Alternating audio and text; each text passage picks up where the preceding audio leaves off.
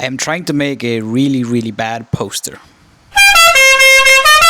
Now, you might have seen bad posters in your lifetime. Things that look like they were made in Microsoft Paint by probably an old fisherman who just wants to make a poster for his fishing shop. The thing with that is it was probably done unintentionally. But in this case, I am trying to actively make my poster as bad as possible. So, where do we begin? As we know, all good posters require some form of art.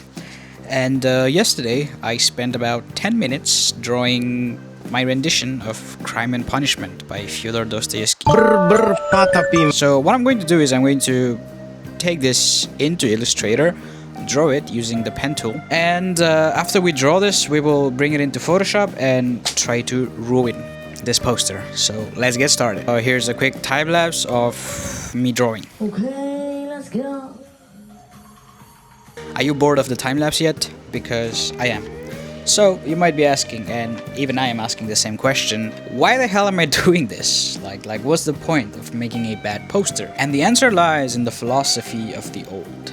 You try to do something, but things always go wrong.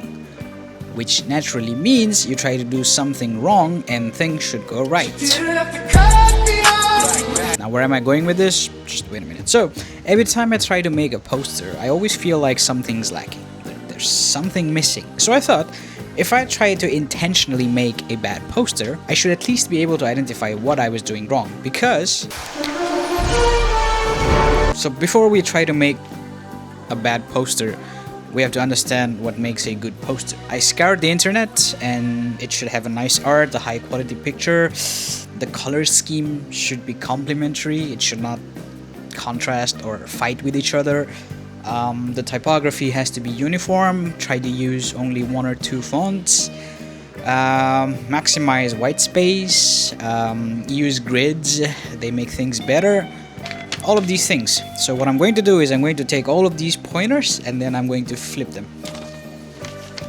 And that gives us very bad art and not very high quality picture. I don't know if this is a really good art. A rainbow vomit of colors. Completely trying to get 0 white space, and then also I will be using minimum 5 fonts. I will not be using grids, and I will try my best to not establish a clear hierarchy.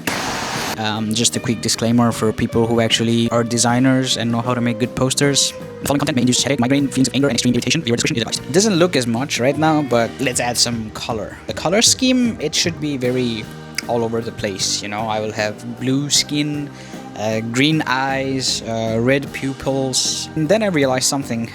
If you just look at this picture, there is a bit of hierarchy. Your eyes probably go to the green eyes over here, and then like the red pupil, your eyes probably go there first. And because I'm trying to actively ruin the hierarchy, I take this into Photoshop, and what I'm going to do is I'm going to turn this into black and white. That way there's no hierarchy, or at least I hope there's no hierarchy. Next up, we have to work with our typography. I'm not going with one set of like font size or typeface. I did say I was going to use at least 5 fonts, so I had to do that. First, we have Stamp Act here for the title Crime and Punishment. And obviously it's a joke, but it would not be a bad poster if it didn't use Comic Sans now with it. So, Fyodor Dostoevsky is written in Comic Sans, and just above that is Papyrus. That is like 3 fonts done, but I still needed 2 more, and I didn't know what else actually goes in a book cover. So I thought, let's slap New York Times bestseller, because let's face it, every book is a New York Times bestseller at this point. New York Times bestseller, another font. And finally, what else do they have in a book cover? Oh, I know, a review written by somebody who is completely not biased and who is just not trying to kiss ass. Now, who would be trying not to kiss Dostoevsky's ass in 1800s? That's right, Leo Tolstoy. And what does he say? Hell yeah.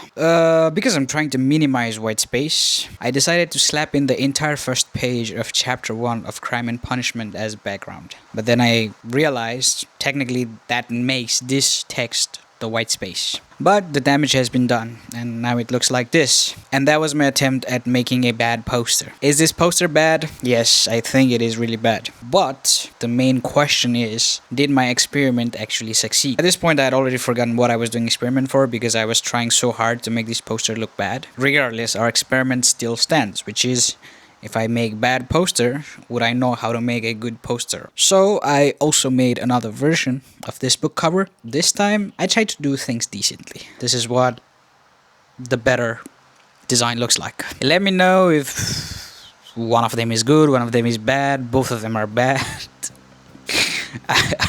I don't know. What I do know is I'm going back to doing weird shenanigans until my creativity comes back again. So see you in the next video, I guess.